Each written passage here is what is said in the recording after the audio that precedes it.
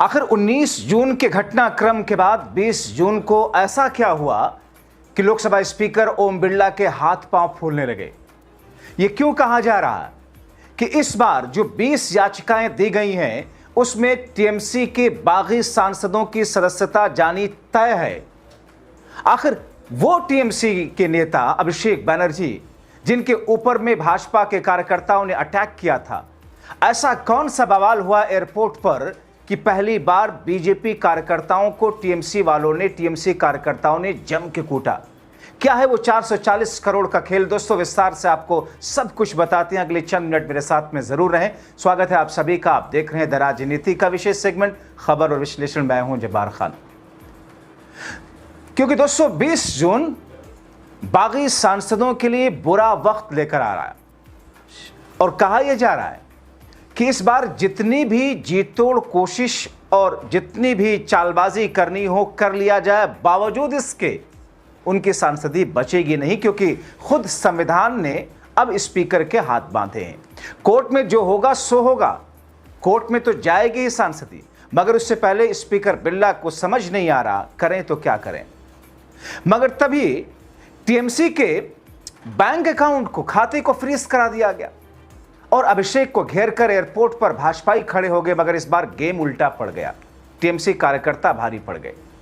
दोस्तों मैंने आपको बताया था कि कैसे टीएमसी गुट के नेता अभिषेक बनर्जी दिल्ली पहुंचे थे चार्टर्ड प्लेन से।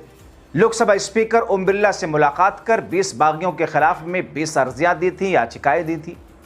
हर सांसद के खिलाफ पूरी तैयारी करके एक एक पॉइंट लिखकर लाए थे। दरअसल टीएमसी ने कानूनी और संविधान के विशेषज्ञों से बाकायदा कई दिनों तक मामले पर गहनता के साथ में सबूत इकट्ठा किए और इस बीच में राहुल गांधी से संवाद लगातार होता रहा। राहुल से विचार विमर्श किया, उसके बाद वो चिट्ठियां तैयार करके लाए और उसके बाद वो उन चिट्ठियों को लेकर के दिल्ली आकर लोकसभा स्पीकर बिरला से मिले। हालांकि दोस्तों अभिषेक बनर्जी के चार्टर प्लेन से आने को लेकर चर्चाएं भी खूब रही, खासतौर पर उस समय जब टीएमसी कार्यकर्ताओं के खिलाफ केसेस हैं, पार्टी कार्यकर्ताओं को मारा पीटा जा रहा है, उनके दफ्तर तोड़े गए, घरों को तोड़ा गया, कईयों के पास तो केस लड़ने के पैसे तक नहीं। और ऐसे में अगर अभिषेक बनर्जी चार्टर्ड प्लेन से दिल्ली पहुंचे, आए या वापस गए तो इसे उचित नहीं माना जा रहा। मगर तभी खबर आई कि ये दिल्ली से उनको बैकअप दिया गया। कई तो ये कह रहे हैं कि राहुल गांधी ने इंतजाम कराया। मगर दोस्तों जब कोलकाता एयरपोर्ट पर अभिषेक के पहुंचने की खबर भाजपाई कार्यकर्ताओं को मिली तो कोलकाता एयरपोर्ट पर फिर से अभिषेक पर हमला करने के लिए अंडे, डंडे और दूसरी तरह के हथियार लेकर के पहुंच गए।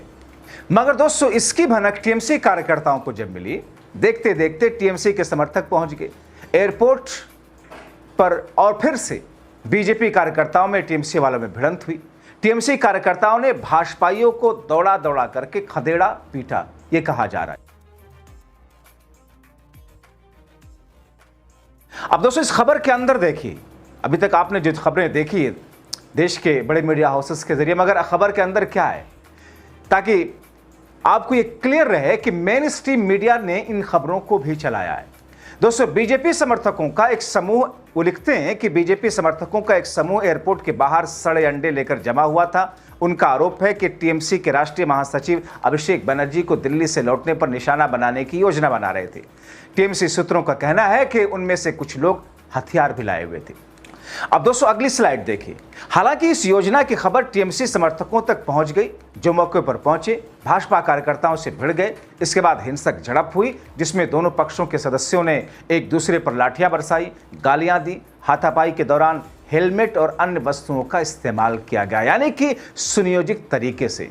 मगर दोस्तों चूंकि अभिषेक बनर्जी पूरी तैयारी के साथ संवैधानिक याचिकाओं के साथ में बिरला के पास दिल्ली पहुंचे थे, जो हुआ एयरपोर्ट पर कोलकाता में हुआ वो तो शांत।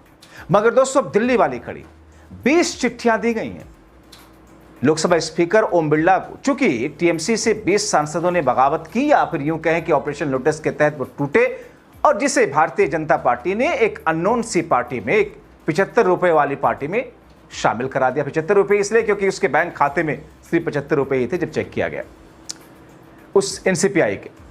अब दोस्तों उन 20 सांसदों की अलग अलग फाइल, अलग अलग चिट्ठी, अलग अलग याचिका लेकर के आए हुए थे। अब दोस्तों ये जो दबाव बना स्पीकर पर, खबर दिल्ली में भाजपा गलियारे में गई, देखते ही देखते टीएमसी के खाते फ्रीज करा दिए गए। मतलब कुछ ना कुछ करके उनको दबाने और रोकने की कोशिश। देखिए दरबारी मीडिया ही हेडलाइन में क्या लिखता है कि टीएमसी की रीढ़ पर वार, 3 बैंक खाते फ्रीज, 440 करोड़ रुपए के लेन देन पर रोक, बंगाल पुलिस ने शुरू की जांच। अब दूसरी खबर देखिए क्या लिखा कि राज्य पुलिस का साइबर सेल को मिले बैंक के आधिकारिक पत्र के मुताबिक टीएमसी के 3 प्रमुख बैंक खातों को तत्काल प्रभाव से फ्रीज कर दिया गया। शाह ने बागी ऋतव्रत खेमे के विधायकों की शिकायत पर एक्शन करवाया। एक और खबर देखी, ऋतव्रत खेमे के विधायक की शिकायत पर एक्शन। इन खातों में कुल 440 करोड़ रुपए भारी भरकम राशि जमा है, जिसमें अब किसी भी तरह का वित्तीय लेन देन नहीं किया जा सकेगा। ये दंडात्मक कार्रवाई विधाननगर दक्षिण थाने में ऋतव्रत पंथी धड़े के 10 टीएमसी विधायकों द्वारा दर्ज कराई गई एक लिखित शिकायत के बाद हुई। अब दोस्तों बात उन 20 याचिकाओं की करते हैं जो ओम बिरला को दी गई। सबसे पहले आप हेडलाइन देखिए, मेन स्ट्रीम मीडिया क्या लिखता है कि अभिषेक बनर्जी ने कोलकाता स्पीकर ओम बिरला से मुलाकात कर बागी सांसदों के खिलाफ 20 याचिकाएं दी हैं। दूसरी हेडलाइन, लोकसभा स्पीकर से मिले अभिषेक बनर्जी, 20 सांसदों को आयोग करार देने की मांग। और अंदर की खबर क्या है कि बागी सांसदों को डिस्क्वालीफाई करने की मांग की गई है। स्पीकर से मिलकर सभी के खिलाफ सख्त एक्शन लेने की मांग की गई। 20 सांसदों के खिलाफ में स्पीकर ओम बिरला को 20 अर्जियां दी गई हैं। इसके साथ ही यह बताया गया कि बागी नेताओं को अभिषेक बनर्जी का चैलेंज भी है। अभिषेक बनर्जी ने कहा किसी भी विलय के लिए 2/3 बहुमत जरूरी होता है। टीएमसी महासचिव कहते हैं कि अगर बागियों में थोड़ी भी ईमानदारी बची है तो लोग खुद ही इस्तीफा दें। चैलेंज दिया कि बागी नेता पहले टीएमसी छोड़ें, इसके बाद वो किसी भी पार्टी के टिकट पर चुनाव जीत करके दिखाएं। अगर वो लोग टीएमसी छोड़ करके जाते हैं तो फिर उनको उनका हर्ष सामने होगा। अब दोस्तों आप सोचिए कि पहले अभिषेक पर फिर से एयरपोर्ट पर हमले की साजिश और उसके फौरन बाद टीएमसी के बैंक खातों का फ्रीज करा दिया जाना, और उन लोगों की शिकायत पर जिन्होंने बगावत की, जिनको हटा दिया गया था, वही आरोप लगा रहे हैं। अरूप विश्वास जो कि कोषाध्यक्ष थे, अब दोस्तों उनकी बातों पर विश्वास करके खाते सीज करा दिए गए। टीएमसी के कोषाध्यक्ष पहले ही जबकि हटा दिए गए थे और उन्हीं लोगों की शिकायत पर फ्रीज हुई। अब सवाल यह है कि महज आरोप से खाते अगर सीज किए जाते हैं तो फिर क्या बीजेपी के पैसों, बीजेपी के चंदों, खातों पर कितने आरोप लगे हैं? क्या उनके खाते सीज किए गए? नहीं ना कभी हो सकते हैं। पिछले चुनाव में 2024 के चुनाव के वक्त आपने देखा कांग्रेस पार्टी के खाते कैसे फ्रीज करा दिए गए थे। यहां तक कि कांग्रेस पार्टी के बड़े नेताओं ने बाकायदा इस पर मुहिम चलाई थी कि देखिए हमारे सांसदों को, हमारे नेताओं को, हमारे लोगों को अलग अलग जगहों पर जाकर के प्रचार करने तक के लिए पैसे नहीं, ट्रेन के टिकट तक के पैसे नहीं, खाते फ्रीज करा दिए। लेकिन फिर भी 303 से धराशायी होकर 240 पर बीजेपी आ गई थी।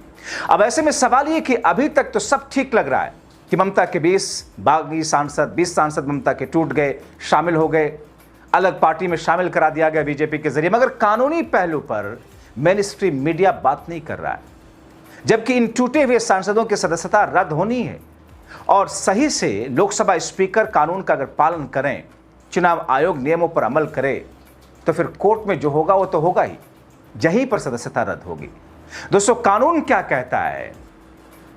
रिप्रेजेंटेशन ऑफ पीपल एक्ट 1951, जनप्रतिनिधि कानून कहता है कि किसी पार्टी में किसी दल का मर्जर तभी माना जाएगा जब मूल पार्टी किसी पार्टी में मर्ज करती है। 2/3 मेजोरिटी होनी चाहिए किसकी?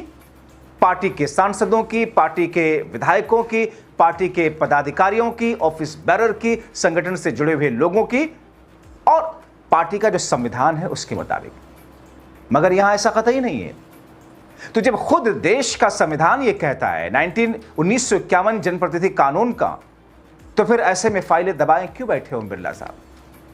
अब दोस्तों जहां तक बात उन बागियों की पार्टी छोड़ने की है, तो जिस तरीके से उन्होंने पार्टी छोड़ी उस पर उनकी सदस्यता जानी तय है। मगर आपको यह भी बताएं कि ओम बिरला क्या ऐसा कर पाएंगे? उनके लिए क्या सकारात्मक कदम उठाना आसान होगा जो कानून के सम्मत हो? मगर मैं तो जानता हूं कि उनके लिए सकारात्मक कदम वही है जो बीजेपी के लिए सकारात्मक है। हमने देखा है महाराष्ट्र में जब पहली बार तोड़फोड़ की थी ऑपरेशन लोटस ने, जिसमें शरद पवार और उद्धव ठाकरे की पार्टी को तोड़कर सरकार बनाई थी, किस तरीके से विधानसभा के स्पीकर ने नियमों को ताक पर रख करके अपना फैसला बीजेपी के पक्ष में दे दिया था, और जिसका जिक्र बाद में सुप्रीम कोर्ट में सुनवाई के दौरान हुआ था कि साहब उद्धव ठाकरे ने तो खुद ही इस्तीफा दे दिया था, नहीं देना चाहिए था, स्पीकर का विशेषाधिकार है, लेकिन उस फैसले पर क्वेश्चन मार्क है। अभी भी वह मामला कोर्ट में अटका हुआ है, कोर्ट फैसला नहीं दे रहा है। अब चूंकि कोर्ट में लंबे समय तक यह मामला चलता है तो इंतजार करते रहिए। इसीलिए मैं कहता हूं कि आम केसेस में कोर्ट नियमों के हिसाब से अपना फैसला देता है और कोर्ट की निष्पक्षता पर हम सवाल नहीं उठा रहे, मगर जिस तरीके से जहां सरकार से जुड़ा मामला होता है या मौजूदा वक्त के सत्ता पक्ष की पार्टी से जुड़ा मामला होता है, आपने कोर्ट का रवैया देखा है। वरना अभी तक महाराष्ट्र में पहले के तोड़फोड़ वाले मामले में फैसला आ चुका होता, नहीं आया। चीफ इलेक्शन कमीशन की नियुक्ति को लेकर सुप्रीम कोर्ट ने जो फैसला दिया था, उसको जो मोदी सरकार ने पलट दिया था, उस पर मामला लंबित है, जबकि बीच में इतने सारे चुनाव निकल गए, सुप्रीम कोर्ट ने फैसला नहीं दिया। जबकि देखा अगर जाए तो सुप्रीम कोर्ट के फैसले की अवहेलना केंद्र की सरकार ने किया था। तो फिर ऐसी स्थिति में दोस्तों, क्या अब धीरे धीरे, जैसा कि मैंने पहले के शो में आपको बताया कि धीरे धीरे बाजी पलटती दिख रही है, बिसात जो बिछाई गई थी वो बिखरती दिख रही है। इन कड़ियों को जोड़कर आपको क्या लगता है? अपनी राय कमेंट बॉक्स में जरूर लिखें।